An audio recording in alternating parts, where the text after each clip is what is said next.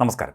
Wayanad Pookode veterinary college വിദ്യാർത്ഥി ജെ.എസ്. സിദ്ധാർത്ഥന്റെ മരണത്തിലെ ഗുരുതരമായ കണ്ടെത്തലുകൾ പുറത്ത്.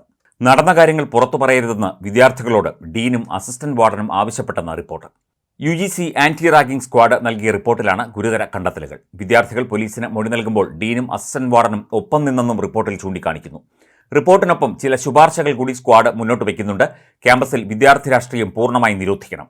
യൂണിയൻ പ്രതിനിധികളെയും ക്ലാസ് പ്രതിനിധികളെയും തിരഞ്ഞെടുക്കുമ്പോൾ അക്കാദമിക് നിലവാരം മാനദണ്ഡമാക്കണമെന്നും UGC ശുപാർശ ചെയ്യുന്നുണ്ട്. അതിനിടെ പൂക്കോട് വെറ്റിനറി സർവകലാശാല വിദ്യാർത്ഥി സിദ്ധാർത്ഥന്റെ മരണത്തിൽ പങ്കുണ്ടെന്ന് ആരോപിക്കപ്പെട്ട വിദ്യാർത്ഥിയുടെ ഡോക്ടറായ അമ്മയുടെ സ്വകാര്യ പ്രാക്ടീസ് കേന്ദ്രത്തിന് നേരെ യൂത്ത് കോൺഗ്രസ് പ്രവർത്തകരുടെ പ്രതിഷേധമുണ്ടായി.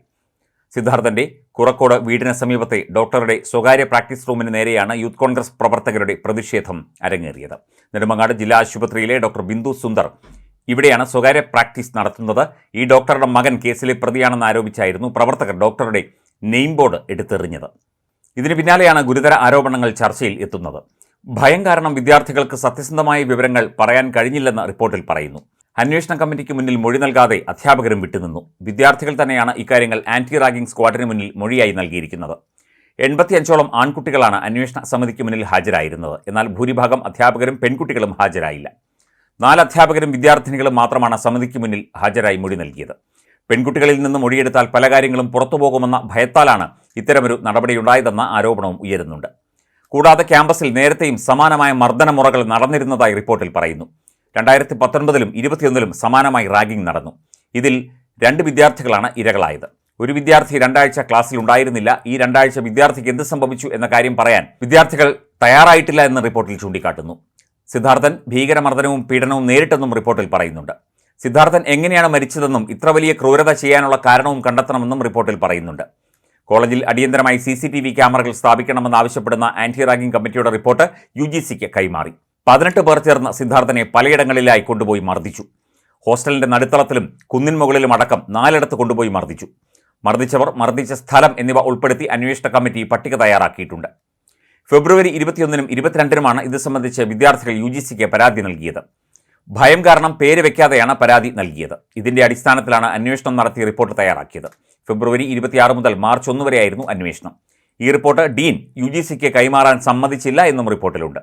ഒടുവിൽ ഡീനിനെതിരെ നടപടിയെടുത്തതിന് പിന്നാലെയാണ് റിപ്പോർട്ട് കൈമാറിയത്. 22 പേർ നേരിട്ട് ഉൾപ്പെടെ 97 പേരുടെ മൊഴിയെടുത്താണ് ആന്റി റാഗിംഗ് സ്ക്വാഡ് റിപ്പോർട്ട് തയ്യാറാക്കിയത്. റിപ്പോർട്ട് പറയുന്നത് ഇങ്ങനെ: ഫെബ്രുവരി 15നാണ് തിരുവനന്തപുരം സ്വദേശിയായ സിദ്ധാർത്ഥൻ വീട്ടിലേക്ക് പോകാനായി കോഴിക്കോട് റെയിൽവേ സ്റ്റേഷനിലേക്ക് പോയത്.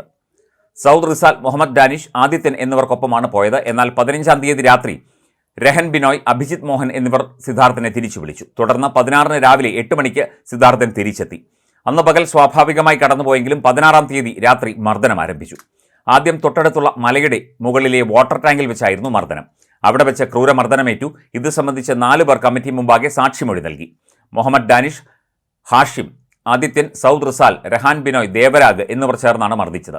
അതിനുശേഷം ഹോസ്റ്റലിലെ 21 നമ്പർ മുറിയിലെത്തിച്ച സിദ്ധാർത്ഥനെ അവിടെ വെച്ചും വിദ്യാർത്ഥികൾ സംഘം ചേർന്ന് മർദ്ദിച്ചു.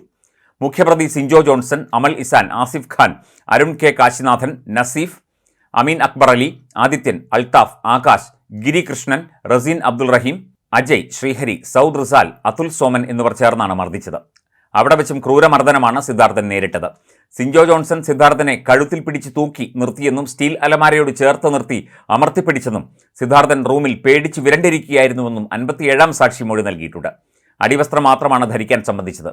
അരുൺ കെ സിദ്ധാർത്ഥനെ തറയിൽ നിന്ന് എടുത്തുയർത്തി സിദ്ധാർത്ഥനെ കൊണ്ട് വെള്ളം പോലെയുള്ളത് തുണികൊണ്ട് തുടപ്പിച്ചു. ആസിഫ് ഖാനും കാശിനാഥനും ഗിരികൃഷ്ണനോട് അടിക്കാൻ പറഞ്ഞു. ഗിരികൃഷ്ണൻ സിദ്ധാർത്ഥനെ അടിച്ചെന്നും 57-ാം സാക്ഷി മൊഴി നൽകി. അടിച്ച ശേഷം മുറിക്ക് പുറത്തിറങ്ങി ഗിരികൃഷ്ണൻ കരഞ്ഞു. 21 നമ്പർ മുറിയിൽ നിന്ന് വലിയ നിലവിളിയും കരച്ചിലും കേട്ടെന്നും മൊഴി നൽകിയിട്ടുണ്ട്. അടിവസ്ത്രം മാത്രം ധരിപ്പിച്ച് കോറിഡോറിലൂടെ നടത്തിച്ചു. ഓരോ കഥകും തട്ടി വിളിപ്പിച്ചു. ഉറങ്ങിയവരെ വിളിച്ചുണർത്തിയെന്നുമാണ് 20-ാം സാക്ഷിയുടെ മൊഴി. എല്ലാവരെയും ഹോസ്റ്റൽ മുറികളുടെ പുറത്തേക്ക് വിളിപ്പിച്ചു. ഹോസ്റ്റലിന്റെ പുറത്ത് നടുമുറ്റത്ത് സിദ്ധാർത്ഥനെ എത്തിച്ചു. അടിവസ്ത്രത്തിൽ നിൽക്കവേ കൂട്ടം ചേർന്ന പരസ്യ വിചാരണ തുടങ്ങി. പെൺകുട്ടിയോട് അപമര്യാദയായി പെരുമാറിയെന്ന് പറയിപ്പിച്ചു. ക്ഷമാപണം നടത്തിച്ചു. പിന്നാലെ നടുമുറ്റത്ത് വെച്ച മർദ്ദനം തുടങ്ങി. തല്ലുകയും ചവിട്ടുകയും ചെയ്തു. ബെൽറ്റും ചാർജറിന്റെ കേബിളും ഉപയോഗിച്ച് അടിച്ചു. 58, 63 സാക്ഷികളാണ് ഇക്കാര്യങ്ങൾ മൊഴി നൽകിയത്. കാശിനാഥൻ എന്ന വിദ്യാർത്ഥിയാണ് പലതവണ സിദ്ധാർത്ഥനെ ബെൽറ്റ് കൊണ്ട് അടിച്ചതെന്നും മൊഴിയുണ്ട്. തൃശ്ശൂരുകാരിയായ പെൺകുട്ടിക്കെതിരെ ഗുരുതര ആരോപണമാണ് ഉള്ളത്. എന്നാൽ ഈ പെൺകുട്ടി ഇപ്പോഴും കേസിൽ പ്രതിയല്ല. സിഞ്ചോ ജോൺസൺ മർദ്ദിച്ചത് അതിക്രൂരമായിട്ടാണെന്ന് മൊഴിയിലുണ്ട്. കാലുകൊണ്ട് നെഞ്ചിലും പുറത്തും പലതവണ ചവിട്ടി. കാലിന്റെ വിരൽ ഉപയോഗിച്ച് നെഞ്ചിൽ ഞെരിച്ചു. നേരത്തെ മർദ്ദിച്ചവരെല്ലാം നടുത്തളത്തിൽ വെച്ച് വീണ്ടും മർദ്ദിച്ചു. കുനിച്ചു നിർത്തി പലതവണ പുറത്തടിച്ചു. ആകാശ് തലക്കടിച്ചു, സാങ്കല്പിക കസേരയിൽ പലതവണ ഇരുത്തി. മർദ്ദനം തുടർന്നു. ഇരിക്കാനാവാതെ പലതവണ സിദ്ധാർത്ഥ് നിലത്ത് വീണു. ഇതെല്ലാം കണ്ടുകൊണ്ട് നിന്ന പലരും മൊഴിയൊന്നും നൽകിയില്ല. 2 സീനിയർ വിദ്യാർത്ഥികൾ അടിക്കരുതെന്ന് പറഞ്ഞു. രോഹൻ രമേശും PG വിദ്യാർത്ഥി നിതിൻ ശങ്കറുമാണ് അത്. പക്ഷേ മർദ്ദനം നിർത്താൻ തയ്യാറായില്ലെന്നും റിപ്പോർട്ടിലുണ്ട്. പിന്നീട് 1-ാം നിലയിലെ ഡോർമെറ്ററിയിലേക്ക് സിദ്ധാർത്ഥിനെ എത്തിച്ചു. കാശിനാഥൻ അവിടെ വെച്ച് മർദ്ദനം തുടർന്നു. സിദ്ധാർത്ഥിന്റെ ശരീരം നിറയെ മർദ്ദനത്തിന്റെ പാടുകളുണ്ടെന്ന് 39-ാം സാക്ഷി മൊഴി നൽകി. അടുത്ത ദിവസം രാവിലെ സിദ്ധാർത്ഥ് കട്ടിലിൽ കരഞ്ഞുകൊണ്ട് കിടക്കുകയായിരുന്നു. കഞ്ഞിവെള്ളം കുടിക്കാൻ നോക്കി, വേദന കൊണ്ട് കുടിക്കാനായില്ലെന്നും മൊഴിയിൽ പറയുന്നു. തൊണ്ടയിൽ മുറിവുണ്ടായിരുന്നു. 18-ാം തീയതി രാവിലെ തൊണ്ട വേദനിക്കുന്നു എന്ന് സിദ്ധാർത്ഥ് പറഞ്ഞു. തൊണ്ടയിൽ ചോര പൊടിഞ്ഞിരുന്നു. ഡോക്ടറെ കാണിക്കാൻ പോലും ആരും തയ്യാറായില്ല. പകരം മെഡിസിൻ കൊടുക്കാൻ നിർദ്ദേശിച്ചു എന്നും UGCയുടെ റിപ്പോർട്ടിൽ പറയുന്നു.